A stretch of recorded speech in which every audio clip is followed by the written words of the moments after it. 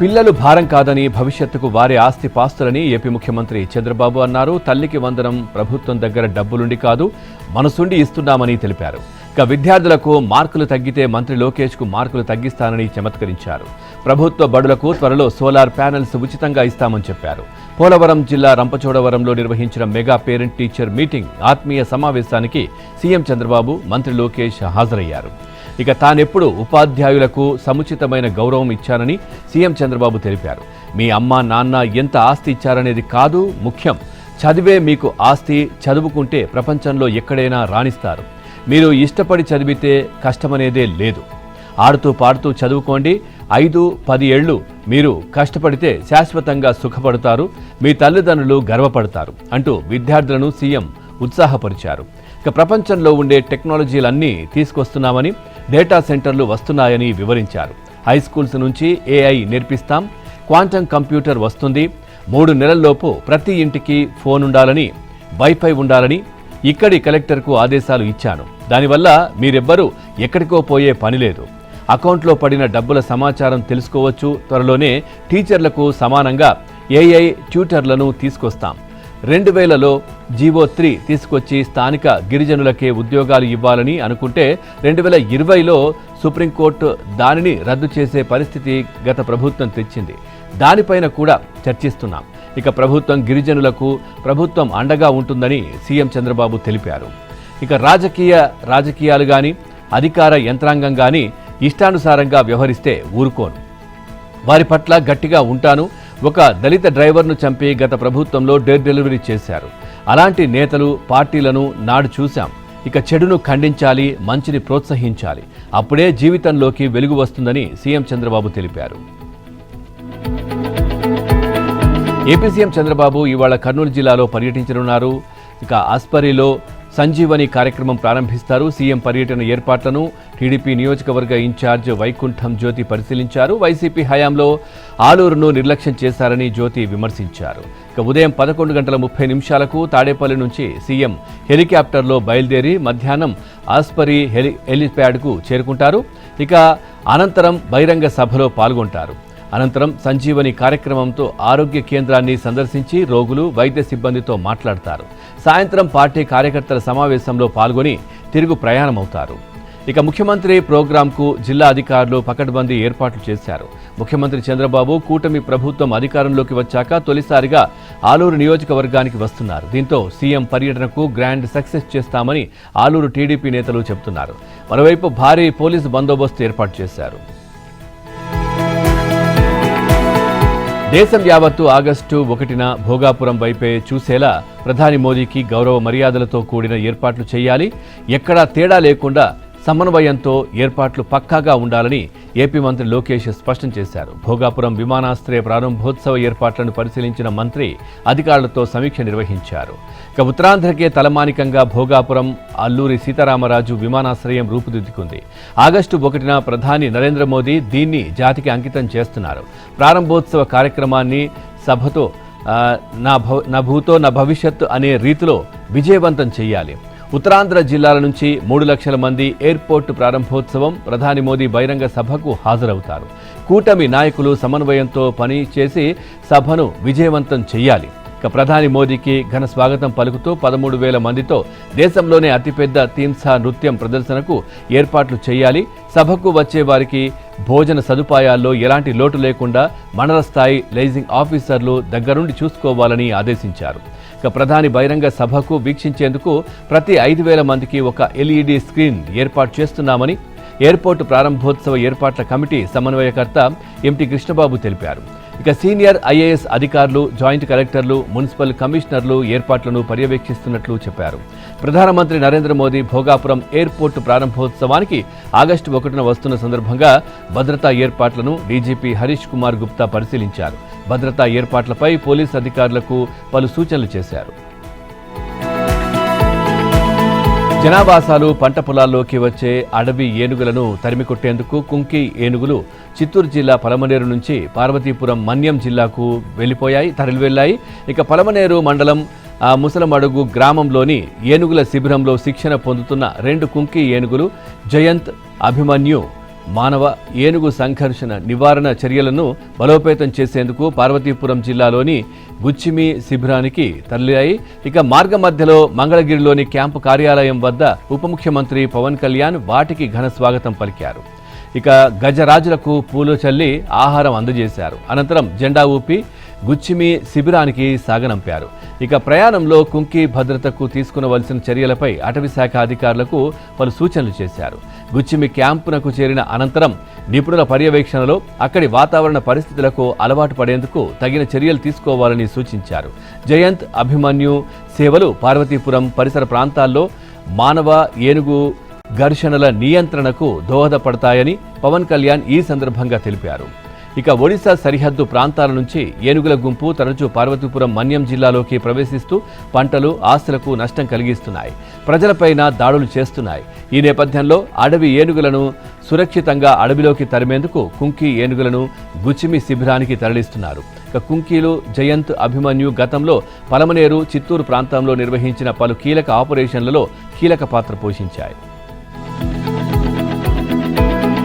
YCP నాయకుడు మాజీ మంత్రి జోగి రమేష్ మరో కేసు నమోదైంది. ఆయనతో పాటు మొత్తం 11 మందిపై కోడలు మేఘన ఫిర్యాదు చేయడంతో ఇబ్రహీంపట్నం పోలీసులు కేసు నమోదు చేశారు.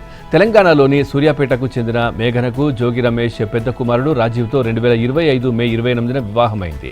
పెళ్లైన నెల నుంచే వేధింపులు మొదలయ్యాయి. దీంతో ఆమె పుట్టింటికి వెళ్లిపోయింది. ఇక పెద్దల పంచాయతీతో తిరిగి భర్త వద్దకు వచ్చారు.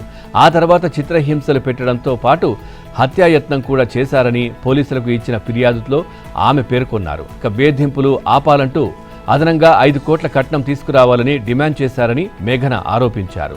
తన ఫిర్యాదుల్లో భర్త రాజీవ్తో పాటు అత్తమామలు జోగి రమేష్, శకుంతల, మరిది రోహిత్, ఆడపడుచులు ప్రియాంక, జోగి సోదరుడు రాము, ఆయన కుమారుడు రాకేష్, పండు, రమేష్, బావమరిది స్వామి, ఆయన భార్య రమ్య, స్వామి కుమారుడు సంతోష్ పేర్లను కూడా ప్రస్తావించారు. దీంతో వారిపై పలు సెక్షన్ల కింద పోలీసులు కేసు నమోదు చేశారు.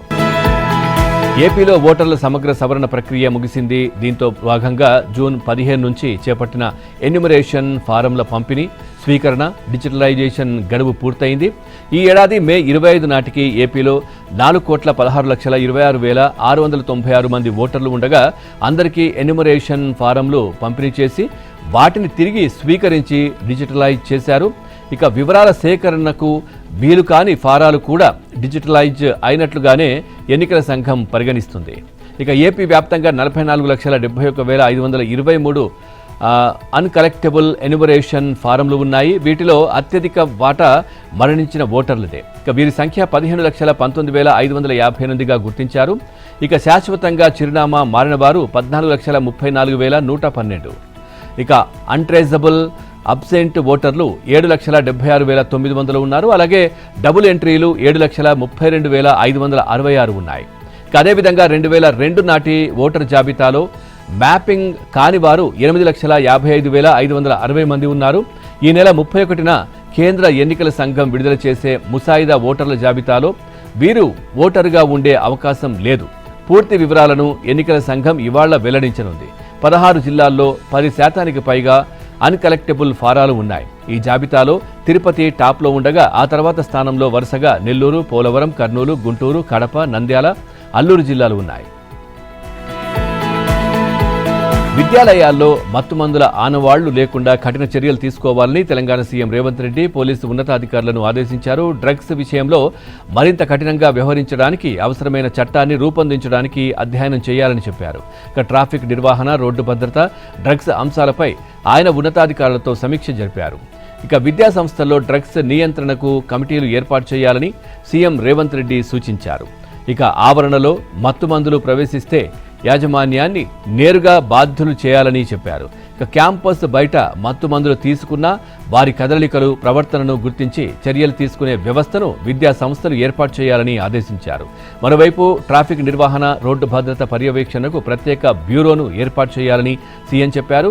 2-3 నెలలకు ట్రాఫిక్ క్రమబద్ధీకరణకు తీసుకునవలసిన చర్యలపై సమీక్షించాలని సూచించారు. ఇక ట్రాఫిక్ విషయంలో నిబంధనల కంటే క్రమబద్ధీకరణకు అత్యంత ప్రాధాన్యం ఇవ్వాలని చెప్పారు. ఔటర్ రింగ్ రోడ్డుపై ప్రమాదాలు జరగకుండా నియంత్రణ చర్యలు చేపట్టాలని, ఎక్కడ పడితే అక్కడ వాహనాలు నిలపకుండా నిరంతర పర్యవేక్షణ చేస్తుండాలని ఆదేశించారు. ఇక హైదరాబాద్లో సిగ్నల్ ఫ్రీ వ్యవస్థను తీసుకుని వచ్చేందుకు అవసరమైన చోట అండర్ పాసులు, ఎలివేటెడ్ కారిడార్లను నిర్మించాలని, సాధ్యమైనంత వరకు సిగ్నల్స్ వద్ద వాహనాలు కదులుతూ ఉండేలా చూడాలని సీఎం చెప్పారు. కోర్ అర్బన్ రీజియన్ ఎకానమీ పరిధిలో నిర్మించే ఇందిరమ్మ ఇళ్లు జనావాసాల మధ్య ఉండేలా చూడాలని తెలంగాణ సీఎం రేవంత్ రెడ్డి అధికారులను ఆదేశించారు. ఔటర్ రింగ్ రోడ్డు లోపల వివిధ శాఖలకు సంబంధించి నిరుపయోగంగా ఉన్న స్థలాలను గుర్తించాలని సూచించారు. అయితే ఇప్పటికే గుర్తించిన స్థలాల వివరాలను అధికారులు సీఎంకు వివరించగా పోలీస్, రెవెన్యూ, రవాణా శాఖల పరిధిలోని నిరుపయోగ స్థలాలను తీసుకుని ఆయా శాఖలకు వేరే చోట స్థలాల్ని కేటాయించాలని ఆయన ఆదేశించారు. ఇక క్యూర్ పద్ధతిలో ఇందిరమ్మ ఇళ్ల నిర్మాణాలు సంబంధిత అంశాలపై మంత్రులు పొన్నం ప్రభాకర్, పొంగిలేటి శ్రీనివాసరెడ్డితో పాటు అధికారులతో సమీక్షించారు. జనావాసాలకు దూరంగా ఇందిరమ్మ ఇళ్లను కేటాయిస్తే ఉద్యోగ, ఉపాధి అవకాశాలకు ఇబ్బందులు తలెత్తడంతో పాటు నిర్మించిన ఇళ్లు నిరుపయోగంగా మారే అవకాశం ఉందన్నారు. పని ప్రదేశాలకు దగ్గరగా జనావాసాల పరిధిలోనే ఉండేలా ఇందిరమ్మ ఇళ్లను నిర్మించాలని, దీనివల్ల నిరుపేదలు జీవనోపాధి కోల్పోబోరని చెప్పారు. ఇక క్యూర్ పద్ధతిలో 528 చదరపు అడుగులతో నిర్మించే ఒక్కో ఇంటికి 11 లక్షలు ఖర్చవుతోందని, ఇందులో ప్రభుత్వమే 5 లక్షలు సబ్సిడీ ఇస్తోందన్నారు. ఇక భూమిని పూర్తి ఉచితంగా లబ్ధిదారులకు ఇవ్వడంతో పాటు రిజిస్ట్రేషన్ చేసి ఇస్తుందని తెలిపారు. తొలి దశలో పైలట్ ప్రాజెక్టు కింద 16 నియోజకవర్గాల్లో 7,680 ఫ్లాట్లను నిర్మించి ఇచ్చేందుకు ప్రభుత్వం ప్రణాళికలు సిద్ధం చేసిందన్నారు. ఇక మిగిలిన నియోజకవర్గాల్లోనూ నిరుపయోగంగా ఉన్న స్థలాలను గుర్తించే ప్రక్రియను వేగవంతం చేయాలని సీఎం రేవంత్ ఆదేశించారని సీఎంఓ ఓ ప్రకటనలో తెలిపింది. కాళేశ్వరం బ్యారేజీపై కేంద్ర జలశక్తి శాఖ ఎన్డీఎస్ఏ చేసే సిఫార్సులను తెలంగాణ ప్రభుత్వం అమలు చేస్తుందని నీటిపారుదల శాఖ మంత్రి ఉత్తమ్ కుమార్ రెడ్డి తెలిపారు. ఇక కాళేశ్వరం ఎత్తిపోతల పథకంలోని మేడిగడ్డ, అన్నారం, సుందిళ్ల బ్యారేజీల భవిష్యత్తు నిర్వహణపై స్పష్టమైన సాంకేతిక మార్గదర్శకాలు ఇవ్వాలని కోరుతూ కేంద్ర జలశక్తి శాఖ జాతీయ ఆనకట్టల భద్రతా సంస్థలకు లేఖలు రాయాలని ఆయన అధికారులను ఆదేశించారు. ఇక తెలంగాణ సచివాలయంలో నిర్వహించిన ఉన్నతాధికారుల సమీక్షా సమావేశంలో మంత్రి ఉత్తమ్ పాల్గొన్నారు. ఎన్డీఎస్ఏ సూచనలతో 3 బ్యారేజీలను ప్రస్తుతం నీటి ప్రవాహం సజావుగా కొనసాగే స్థితిలో ఉంచామన్నారు. ఇక బ్యారేజీల్లో మళ్లీ నీటిని నిల్వ చేయాలా వద్దా, పంపింగ్ చేపట్టాలా వద్దా అనే అంశాలపై లిఖితపూర్వకంగా ఆయా విభాగాలు అభిప్రాయం తెలిపిన తర్వాతే తుది నిర్ణయం తీసుకోవాలన్నారు. ఇక కేంద్రానికి రాసే లేఖను ఇప్పటిదాకా జరిగిన పరీక్షల ఫలితాలు, సాంకేతిక పరిశీలనల వివరాలన్నీ జోడించాలన్నారు. బ్యారేజీలో ఇప్పటి వరకు నీటిని ఎందుకు నిల్వ చేయలేదో, పంపింగ్ ఎందుకు చేపట్టలేదో వివరించాలన్నారు. ఈ లేఖను తెలంగాణ ప్రభుత్వ ఢిల్లీ రెసిడెంట్ కమిషన్ ద్వారా వ్యక్తిగతంగా కేంద్ర జలశక్తి శాఖకు అందజేయాలన్నారు. ఇక బ్యారేజీల నిర్వహణపై తుది నిర్ణయం రాష్ట్ర ప్రభుత్వానిదేనని కేంద్ర జలశక్తి శాఖ చేసిన వ్యాఖ్యలపై మంత్రి చర్చిస్తూ ఎన్డీఎస్ఏ మాత్రం బ్యారేజీలను ఫ్రీ ఫ్లో కండిషన్లో ఉంచాలని సిఫార్సు చేసిందని పేర్కొన్నారు. ఇక సిడబ్ల్యూసీ నివేదికలు, జీపీఆర్ సర్వే ఫలితాలు, ఫోటోలు, రాప్ట్ ఫౌండేషన్ కింద ఏర్పడిన ఖాళీపై సాంకేతిక ఆధారాలను జోడించాలన్నారు. అన్నారం బ్యారేజీ పునరుద్ధరణపై కేంద్ర నీటి, విద్యుత్తు పరిశోధన కేంద్రం చేసిన సర్వే ఫలితాల విశ్లేషణ తుది దశలో ఉందని అధికారులు వివరించారు. అన్నారం బ్యారేజీ రాప్ట్ ఫౌండేషన్లో క్యావిటీ ఉన్నాయని, ఆ బ్యారేజీలో నీటి నిల్వ సాధ్యం కాదని వారు నివేదించారు. ఇక మేడిగడ్డ బ్యారేజీ పునరుద్ధరణ డిజైన్ ఆగస్టు చివరి నాటికి పునరుద్ధరణకు కావాల్సిన స్వయంపై పూర్తి వ్యయం, ప్రాథమిక అంచనా సెప్టెంబర్ నాటికి సిద్ధమవుతాయన్నారు. నీట్ పేపర్ లీకేజీపై తాము మోదీ మీద కొట్లాడుతుంటే తెలంగాణ సీఎం రేవంత్ రెడ్డికి ఎందుకు కోపం వస్తోందని బీఆర్ఎస్ కార్యనిర్వాహక అధ్యక్షుడు కేటీఆర్ ప్రశ్నించారు. నీట్ పేపర్ లీకేజీతో తనకు సంబంధం ఉందని సీఎం రేవంత్ రెడ్డి తప్పుడు ఆరోపణలు చేస్తున్నారని మండిపడ్డారు. అవి నిజమే అయితే రుజువు చేసి ఇందిరా పార్క్ దగ్గరే ఈ విద్యార్థుల ముందే తనను ఉరితీయాలని ముఖ్యమంత్రికి సవాల్ విసిరారు. రాహుల్ గాంధీ సహా దేశమంత్రా ధర్మేంద్ర ప్రధాన్ ప్రధాని రాజీనామా కోసం ఉద్యమిస్తుంటే రేవంత్ రెడ్డి మాత్రం కేసీఆర్, కేటీఆర్ను నిందిస్తూ టైంపాస్ చేస్తున్నారన్నారు. ఢిల్లీలో విద్యార్థి ఉద్యమానికి సంఘీభావంగా బీఆర్ఎస్ ఇందిరా పార్క్ వద్ద నిర్వహించిన ధర్నాలో కేటీఆర్ పాల్గొని మాట్లాడారు. తాను ధర్నా కోసం వస్తుంటే కొందరు యువజన కాంగ్రెస్ కార్యకర్తలను పంపించి రేవంత్ అడ్డుకునే ప్రయత్నం చేశారని ఆరోపించారు. రాహుల్ గాంధీ ప్రధాని ఇంటి ముందు ధర్నా చేస్తుంటే రేవంత్ రెడ్డి పిల్లిలాగా కొడంగల్కు వెళ్లి దాక్కున్నారని విమర్శించారు. ఇక పార్టీ అధినాయకుడితో కలిసి వెళ్లి మోదీకి వ్యతిరేకంగా నిరసన తెలిపే ధైర్యం కూడా రేవంత్కు లేదన్నారు. తాను మోదీపై మాట్లాడుతుంటే రేవంత్ ఎందుకు అడ్డుకుంటున్నారో చెప్పాలని డిమాండ్ చేశారు. ఇక ఢిల్లీలో పిల్లలను కొట్టినట్లుగా రేవంత్ కుటుంబ సభ్యులను కొడితే ఆయన ఊరుకుంటారా అని ప్రశ్నించారు.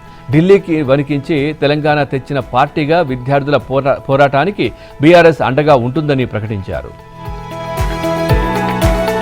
నీట్ పేపర్ మే నెలలో లీక్ అయితే కేటీఆర్ ఇప్పుడు నిద్రలేచి ధర్నా చేస్తున్నారని, ఆయన నల్ల చొక్కా వేసి ధర్నా అంటే ప్రజలు నమ్మే స్థితిలో లేరని టీపీసీసీ చీఫ్ మహేష్ కుమార్ గౌడ్ అన్నారు.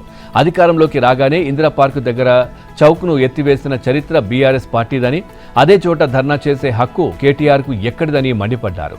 ధర్నా చేసే ముందు చౌక్లో కేటీఆర్ ముక్కు నేలకు రాసి క్షమాపణలు చెప్పాలన్నారు. ఇక టీపీసీసీ కార్యనిర్వాహక అధ్యక్షుడు జగ్గారెడ్డితో కలిసి మహేష్ గౌడ్ మాట్లాడారు. ఏఐసీసీ అధ్యక్షుడు ఖర్గే అంత పెద్ద వయసులోనూ ఢిల్లీలో విద్యార్థుల పక్షాన పోరాటం చేస్తుంటే కేసీఆర్ మాత్రం ఫామ్ హౌస్కు మాత్రమే ఎందుకు పరిమితమయ్యారని ప్రశ్నించారు. ఇక బీఆర్ఎస్ హయాంలో ఇంటర్ పేపర్లు దిద్దే కాంట్రాక్టు పొందిన గ్లోబరీనా సంస్థ 2019లో 20 మందికి పైగా విద్యార్థులు ప్రాణాలు కోల్పోవడానికి కారణమైందన్నారు. ఆ తర్వాత ఆ సంస్థ పేరు మార్చుకుని విద్యార్థుల జీవితాలతో ఆటలాడుతూనే ఉందని మండిపడ్డారు. ఇక గ్లోబరీనా సంస్థతో కేటీఆర్కు సంబంధాలున్నట్లుగా అనుమానాలు ఉన్నాయన్నారు. బీఆర్ఎస్ ఖాతాలో ములుగుతున్న 1400 కోట్ల రూపాయల్లో గ్లోబరీనా వల్ల చనిపోయిన విద్యార్థుల కుటుంబాలకు 2 కోట్ల చొప్పున ఆర్థిక సాయం చేయాలని సూచించారు. తమకు తాముగా గ్లోబరీనాపై విచారణ చేస్తే కక్ష సాధింపు అంటారని, ఈ సంస్థ అవకతవకలపై విచారణ చేయాల్సిందిగా కేటీఆర్ఏ ఫిర్యాదు చేయాలన్నారు. బీఆర్ఎస్ హయాంలో ఒక్క నోటిఫికేషన్ను జారీ కాలేదని, జారీ అయిన నోటిఫికేషన్లలో లీకుల పర్వం కొనసాగిందన్నారు. తమ నియోజకవర్గంపై మీ పెత్తనం ఏంటి అంటూ తుంగతుర్తి కాంగ్రెస్ ఎమ్మెల్యే మందుల సామేలు, మంత్రి కోమటిరెడ్డి వెంకటరెడ్డి, ఎమ్మెల్యే కోమటిరెడ్డి రాజగోపాల్ రెడ్డిపై తీవ్ర స్థాయిలో ఆగ్రహం వ్యక్తం చేశారు. ఇక సూర్యాపేట జిల్లా తిరుమలగిరిలోని క్యాంపు కార్యాలయంలో కాంగ్రెస్ ఎమ్మెల్యే మందుల సామేలు మాట్లాడారు. మంత్రి వెంకటరెడ్డి ప్రోటోకాల్ పాటించకుండా తన నియోజకవర్గంలో ఎలా పర్యటిస్తారని నిలదీశారు. దళిత ఎమ్మెల్యేలను హీనంగా చూస్తే ఊరుకునేది లేదని హెచ్చరించారు. ఇక తప్పుడు వ్యక్తికి టిక్కెట్ ఇప్పించినా తన పిలుపు మేరకు మీరు గెలిపించారు. తాను తప్పు చేసినందుకు తుంగతుర్తి కాంగ్రెస్ కార్యకర్తలు, అభిమానులను క్షమాపణ అడుగుతున్నా అంటూ ఎమ్మెల్యే మందుల సామేలు వ్యవహార శైలిపై మునుగోడు ఎమ్మెల్యే కోమటిరెడ్డి రాజగోపాల్ రెడ్డి సంచలన వ్యాఖ్యలు చేశారు. ఉమ్మడి నల్లగొండ జిల్లాలో కొత్త కాంగ్రెస్, పాత కాంగ్రెస్ అంటూ వివాదం నడుస్తున్న నేపథ్యంలో ఆయన యాదాద్రి భువనగిరి జిల్లా కేంద్రంలో మాట్లాడారు. తన అనుమతి లేకుండా తన నియోజకవర్గంలోకి రావడానికి ఆయనెవరంటూ తుంగతుర్తి ఎమ్మెల్యే సామేలు వ్యాఖ్యానించారు. తన కార్యకర్తల ద్వారా తెలుసుకున్న ఆయన స్పందిస్తూ వినాశకారి విపరీత బుద్ధి, టికెట్ కోసం తన చుట్టూ తిరిగి వేడుకుంటే టికెట్ ఇప్పించారు. తన కార్యకర్తలు, అభిమానులు సొంతంగా ఖర్చు పెట్టుకుని గెలిపించారు. తనపై ఎమ్మెల్యే సామేలు మాటలను ఆయన విజ్ఞతకే వదిలేస్తున్నా అని కోమటిరెడ్డి రాజగోపాల్ రెడ్డి తెలిపారు. తెలంగాణ కుమ్రవెల్లిలో నూతనంగా నిర్మించిన రైల్వే స్టేషన్ ప్రారంభానికి ఎట్టకేలకు ముహూర్తం ఖరారైంది. సుమారు 6 కోట్లతో దక్షిణ మధ్య రైల్వే నిర్మించిన ఈ రైల్వే స్టేషన్ను ఈ నెల 26న కేంద్ర మంత్రులు కిషన్ రెడ్డి, బండి సంజయ్ ప్రారంభించనున్నారు. కొమరవెల్లి మల్లన్న ఆలయాన్ని సందర్శించే భక్తుల కోసం మనోహరాబాద్, సిద్దిపేట రైలు మార్గంలో దీన్ని నిర్మించారు. ఇక ఈ రైల్వే స్టేషన్లో హై లెవెల్ ప్లాట్ఫారాలతో పాటు ప్రయాణికులు వేచి ఉండే గది, తాగునీటి కుళాయిలు మొదలైన సౌకర్యాలను ఏర్పాటు చేశారు. కొమరవెల్లి పుణ్యక్షేత్రానికి సుమారు 2 కిలోమీటర్ల దూరంలో ఉన్న ఈ రైల్వే స్టేషన్ను ఆధ్యాత్మికత ఉట్టిపడేలా తీర్చిదిద్దారు. ఇక ఆలయ దర్శనార్థం వచ్చే యాత్రికులకు ప్రయోజనం చేకూర్చే విధంగా ఈ స్టేషన్ రూపుదిద్దుకుందని దక్షిణ మధ్య రైల్వే సిపిఆర్ఓ శ్రీధర్ పేర్కొన్నారు. ప్రారంభోత్సవానికి రైల్వే అధికారులు అన్ని ఏర్పాట్లు చేస్తారు. ఇక ఈ సందర్భంగా భారీ సభను నిర్వహించే అవకాశం ఉంది. భారత ఉపఖండంలో నైరుతి రుతుపవనాల సీజన్పై ఎల్నినో తీవ్ర ప్రభావం చూపుతోంది. బంగాళాఖాతంలో అల్పపీడనాల వ్యవస్థను బలహీనపరుస్తున్న ఎల్నినో ప్రభావంతో అరేబియా సముద్రం కూడా ఎక్కువ రోజులు స్తబ్దుగా ఉండిపోతోంది. ఇక అంతర్జాతీయంగా పలు వాతావరణ మోడళ్ల నివేదికల ప్రకారం ఉష్ణమండల పసిఫిక్ మహాసముద్రంలో నినో 3.4 సముద్ర ఉపరితల ఉష్ణోగ్రతలు సాధారణం కంటే 2.1 డిగ్రీల ఎక్కువగా నమోదైంది. ఇక గతంలో నినో 3.4 సముద్ర ఉపరితల ఉష్ణోగ్రతలు సాధారణం కంటే 1.55 డిగ్రీల ఎక్కువగా ఉండగా నెల రోజుల్లో 0.6 డిగ్రీలు ఎక్కువగా నమోదు కావడం అనేక దేశాలపై ప్రభావం చూపుతోంది. ఇక ఉష్ణమండల పసిఫిక్ సముద్రంలో నినో 3.4 సముద్ర ఉపరితల ఉష్ణోగ్రత 0.5 డిగ్రీలు ఎక్కువగా ఉంటే ఎల్ నినో వచ్చిందని నిర్ధారిస్తారు. ఇక భూమధ్య రేఖ పసిఫిక్ మహాసముద్రంలోని ఒక కీలక భౌగోళిక ప్రాంతంలో సముద్ర ఉపరితల ఉష్ణోగ్రతల వ్యవస్థలను కొలవడానికి ఉపయోగించే వాతావరణ సూచికనే నినో 3.4గా పిలుస్తారు.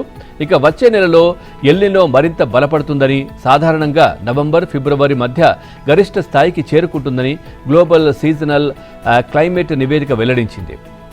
ఎల్ నినో 2 నుంచి 7 సంవత్సరాలకు ఒకసారి వస్తుంది.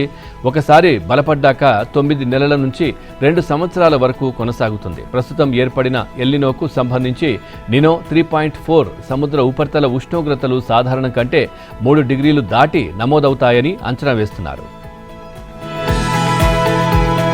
ఏపీలో పొడి వాతావరణంతో ఒకవైపు ఎండలు మండిపోతుండగా మరోవైపు అక్కడక్కడ వర్షాలు పడుతున్నాయి. ఇవాళ కోస్తా ప్రాంతంలో కొన్ని చోట్ల వర్షాలు కురుస్తాయని విపత్తుల నిర్వహణ సంస్థ తెలిపింది. ఇక శ్రీకాకుళం, విజయనగరం, పార్వతీపురం మన్యంతో పాటు అల్లూరి, విశాఖ, అనకాపల్లి, ఏలూరు, కృష్ణా, కడప జిల్లాల్లో అక్కడక్కడ పిడుగులతో కూడిన తేలికపాటు నుంచి మోస్తారు వర్షాలు కురిసే అవకాశం ఉందని తెలిపింది.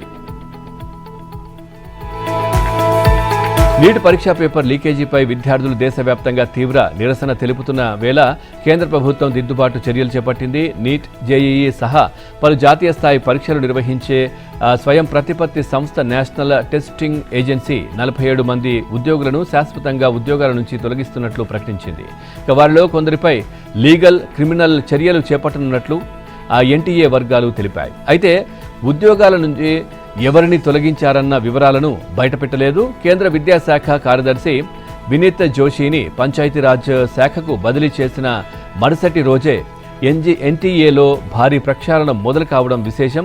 ఎన్టీఏను కేంద్ర ప్రభుత్వం 2017లో ఏర్పాటు చేసింది. నీట్, జేఈఈ, CUET వంటి జాతీయ స్థాయి పరీక్షల నిర్వహణ కోసం స్వయం ప్రతిపత్తి సంస్థగా దీనిని ఏర్పాటు చేశారు. ఈ సంస్థ ప్రస్తుతం పరిస్థితిపై కేంద్ర విద్యాశాఖ ఈ నెల 22న రాజ్యసభకు వివరణ ఇచ్చింది. సంస్థలో మంజూరైన శాశ్వత పోస్టులు 39 కాగా ప్రస్తుతం 24 మంది రెగ్యులర్ ఉద్యోగులు మాత్రమే ఉన్నట్లు తెలిపింది. 74 మంది కాంట్రాక్టు, 124 మంది అవుట్సోర్సింగ్ ఉద్యోగులు ఉన్నట్లు వివరించింది. వీరిలో ఎవరిని ఉద్యోగాల నుంచి తొలగించిందో మాత్రం వెల్లడించలేదు. కొన్ని జనరల్ మేనేజర్ సంస్థ ప్రొఫెషనల్ పోస్టుల భర్తీకి ఎన్టీఏ నోటిఫికేషన్ జారీ చేసింది. యూపీఎస్సీకి చెందిన ప్రతిభా సేతు పోర్టల్ ద్వారా 16 మందిని నియమించుకోవాలని నిర్ణయించింది. పరీక్ష ప్రశ్నపత్రాల లీకేజీకి పాల్పడే వారిని కఠినంగా శిక్షించేందుకు కేంద్ర ప్రభుత్వం సంసిద్ధమైంది. ఇందుకు సంబంధించి ప్రస్తుతం అమల్లో ఉన్నటువంటి పబ్లిక్ పరీక్షల చట్టం 2024ను సవరించాలని నిర్ణయించింది. ప్రధాని మోదీ అధ్యక్షతన జరిగిన కేబినెట్ సమావేశంలో ఆమోదం తెలిపినట్లు సంబంధిత వర్గాలు తెలిపాయి. ముఖ్యంగా ప్రశ్నపత్రాల లీక్ కేసులో దోషులకు 10 ఏళ్ల వరకు జైలు శిక్ష, 10 కోట్ల వరకు జరిమానా విధించేలా ముసాయిదా బిల్లును రూపొందించినట్లు తెలుస్తోంది. ఇక ప్రస్తుత చట్టం ప్రకారం ప్రశ్నపత్రాల లీకేజీకి పాల్పడిన వ్యక్తిగత కేసులో దోషులకు 3 నుంచి 5 ఏళ్ల జైలు శిక్ష, 10 లక్షల వరకు జరిమానాను విధిస్తున్నారు. అదే వ్యవస్థీకృత నేరాల్లో అయితే 5 ఏళ్ల నుంచి 10 ఏళ్ల జైలు శిక్ష, 1 కోటి వరకు జరిమానా ఉంది. ఈ శిక్షలు, జరిమానాలను భారీగా పెంచుతూ చట్టాన్ని సవరిస్తున్నారు. ఇందుకు సంబంధించిన ప్రతిపాదనలపై కేబినెట్ భేటీలో చర్చించారు. అనంతరం ఈ ముసాయిదా బిల్లుకు కేబినెట్ ఆమోద ముద్ర వేసింది. ఇక పేపర్ లీకులపై విచారణకు ఫాస్ట్ ట్రాక్ కోర్టులను ఏర్పాటు చేస్తామని ప్రధాని మోదీ వెల్లడించారు. ఇప్పటికే ఢిల్లీ హైకోర్టులో తొలి ఫాస్ట్ ట్రాక్ కోర్టు ఏర్పాటవగా మరో 4ని త్వరలోనే ఏర్పాటు చేయనున్నారు. ఈ న్యాయస్థానాల పరిధిలో లీకులకు సంబంధించిన కేసుల విచారణను 3 నెలల్లో పూర్తి చేసి దోషులకు శిక్ష విధించేలా బిల్లుల్లో ప్రతిపాదనలు చేసినట్లు సమాచారం. సోమవారమే ఈ బిల్లును లోక్సభలో ప్రవేశపెట్టే అవకాశం ఉంది. కేంద్ర విద్యాశాఖ మంత్రి ధర్మేంద్ర ప్రధాన్ రాజీనామా విషయంలో రాజీ లేదని, దానిపై చర్చలకు కూడా ఆస్కారం లేదని కేంద్ర ప్రభుత్వానికి కాక్రోచ్ జనతా పార్టీ తేల్చిచెప్పింది. ఈ డిమాండ్ను ఆమోదించకపోతే విద్యార్థి ఉద్యమాన్ని దేశవ్యాప్తంగా మరింత తీవ్రతరం చేస్తామని ఈ నెల 20వ తేదీన ఢిల్లీలో జరిగిన చలో సంసద్ కంటే పెద్ద ఉద్యమానికి పిలుపునిస్తామని హెచ్చరించింది. ఇక ఢిల్లీలోని విఠల్ భాయ్ పటేల్ హౌస్లో కేంద్ర మంత్రులు జేపీ నడ్డా, జితేంద్ర సింగ్, సీజేపీ ప్రతినిధులు సౌరవ్ దాస్, అశుతోష్ రంకా మధ్య 2 గంటల పాటు చర్చలు జరిగాయి. మంత్రుల నివాసానికి తాము రాబోమని, తటస్థ వేదిక వద్దనైతే చర్చలకు వస్తామని సీజేపీ షరతులు విధించింది. ఇక కేంద్రం అంగీకరించడంతో ముందడుగు పడింది. ఇక చర్చల అనంతరం సీజేపీ ప్రతినిధులు మాట్లాడారు. ఇక నీట్ తదితర పరీక్షల ప్రశ్నాపత్రాల లీకేజీల కారణంగా ఆత్మహత్య చేసుకున్న విద్యార్థుల కుటుంబాలకు 1 కోటి చొప్పున పరిహారం అందించడం, చలో పార్లమెంటు ర్యాలీ నేపథ్యంలో విద్యార్థుల మీద దాఖలైన ఎఫ్ఐఆర్లను ఉపసంహరించుకోవటం అనే 2 డిమాండ్లకు ప్రభుత్వం సూత్రప్రాయ ఆమోదం తెలిపింది.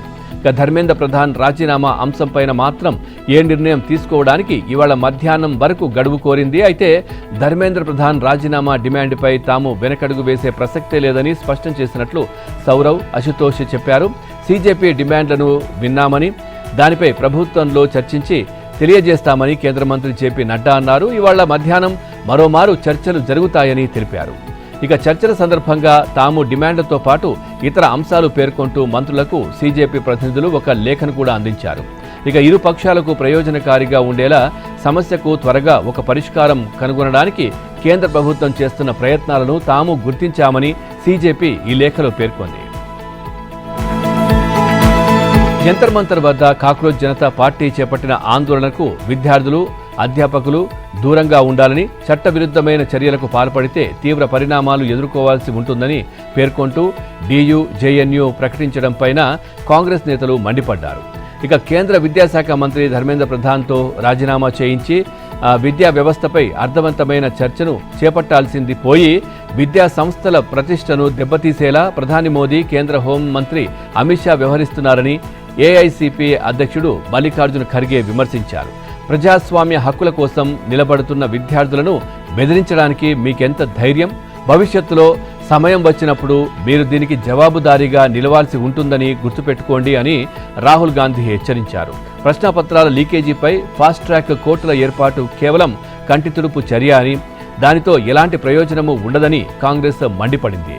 ఇక ప్రశాంతంగా ఆందోళన చేస్తున్న విద్యార్థులపై భద్రతా బలగాలు పైలట్ గన్స్తో కాల్పులు జరపడం దుర్మార్గమని కాంగ్రెస్ అగ్రనేత రాహుల్ గాంధీ మండిపడ్డారు.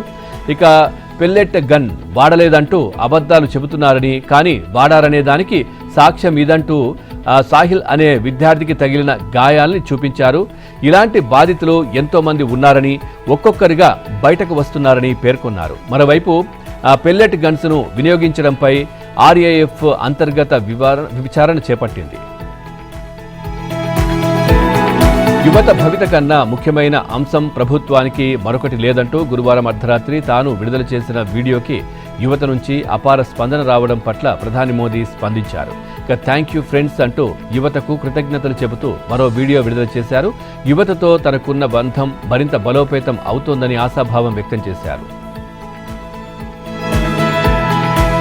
బంగ్లాదేశ్ అధ్యక్షుడు మహ్మద్ షహాబుద్దీన్ తన పదవి నుంచి అనూహ్యంగా వైదొలిగారు. తన పదవీ కాలం ముగియడానికి దాదాపు 2 ఏళ్ల సమయం ఉండగానే రాజీనామా చేయడం గమనార్హం. అనారోగ్యం సమస్యల కారణంగా తాను ఈ నిర్ణయం తీసుకున్నట్లు తన రాజీనామా లేఖలో స్పష్టం చేశారు. అయితే మాజీ ప్రధాని షేక్ హసీనాతో ఉన్న సన్నిహిత సంబంధాల కారణంతో ప్రస్తుతం తారిక్ రెహమాన్ ప్రభుత్వం ఆయనపై ఒత్తిడి తెచ్చి పదవి నుంచి తప్పించినట్లు అంతర్జాతీయ వార్తల సంస్థలు వెల్లడించాయి. 1971 విముక్తి పోరాట యోధుడు ఆయన షహాబుద్దీన్ హసీనా నేతృత్వంలోని అవామీ లీగ్ మద్దతులో 2023లో అధ్యక్షుడిగా ఎన్నికయ్యారు. భారత్ సహా 17 దేశాల నుంచి దిగుమతి చేసుకునే వస్తువులపై అమెరికా 10% సుంకాలను విధించింది. ఈ సుంకాలు అత్యధిక లేక బలవంతపు శ్రమతో ఉత్పత్తి అవుతున్న వస్తువులకు మాత్రమే వర్తిస్తుందని పేర్కొంది. ఇక గత నెలలో వాణిజ్య చట్టంలోని సెక్షన్ 301 ప్రకారం భారత్ సహా ఇతర దేశాలపై అమెరికా 12.5% సుంకాలను విధించింది. అయితే భారత్ అమెరికా వాణిజ్య ఒప్పందంలో భాగంగా అత్యధిక శ్రమతో ఉత్పత్తి అయ్యే వస్తువుల దిగుమతిని భారత్ నిషేధించింది. ఈ మేరకు ఒప్పందంలో చేసినటువంటి సవరణలను అమెరికా పరిగణలోకి తీసుకుంది. టారిఫ్ను 10% తగ్గించింది. ట్రంప్ సర్కార్ ఈ బలవంతపు శ్రమ అన్న కారణంతోనే 43 దేశాలపై 12.5% సుంకాలు విధించింది. శ్రేయస్ అయ్యార్ కెప్టెన్గా బాధ్యతలు చేపట్టాక ఐర్లాండ్, ఇంగ్లాండ్ పర్యటనకు వెళ్లిన టీమిండియా ఓటములను చవిచూసింది. కానీ ఆ వెంటనే జింబాబ్వేతో జరుగుతున్న 3 టీ20ల సిరీస్లో మాత్రం బోని చేసింది. ఇవాళ జరిగే రెండో మ్యాచ్లోనూ నెగ్గి తన నాయకత్వంలో తొలి సిరీస్ను అందుకోవాలని శ్రేయస్ పట్టుదలగా ఉన్నాడు. అందుకే ఎలాంటి లక్ష్యానికి తానివ్వకుండా ఈ మ్యాచ్తోనే భారత్ ఫలితం రాబట్టుకోవాలని చూస్తా ఉంది. ఇక మరోవైపు ఆతిథ్య జింబాబ్వే ఈ సిరీస్లో సజీవంగా ఉండాలంటే 2 టీ20లో ఖచ్చితంగా గెలవాల్సిందే. తొలి టీ20లో భారత జట్టు అన్ని విభాగాల్లోనూ బలంగా కనిపించింది. ఓపెనర్ వైభవ్ తన హిట్టింగ్తో హాఫ్ సెంచరీ సాధించి ఆత్మవిశ్వాసాన్ని పొందాడు. ఇక ఇషాన్, కెప్టెన్ శ్రేయస్ అలవోకగా ఆడేశారు. మరో ఓపెనర్ అభిషేక్ 2 ఏళ్ల క్రితం ఇదే మైదానంలో తన టీ20 ప్రయాణాన్ని ఆరంభించి ఆ సిరీస్లో శతకం బాదాడు. కానీ ఇటీవల కాలంలో అతని బ్యాట్ నుంచి పరుగులు రావడం లేదు. ఇక పేసర్ హయాంక్ తన కోటా ఓవర్లలో 18 పరుగులే ఇచ్చి 2 వికెట్లతో ఆకట్టుకున్నాడు. ఇక ప్రిన్స్ కూడా అంచనాలకు తగ్గట్లు రాణించగా కొత్త పేసర్ అశోక్ శర్మ తొలి వికెట్ కోసం ఎదురుచూస్తున్నాడు. తుది జట్టులో ఎలాంటి మార్పులు ఉండకపోవచ్చు.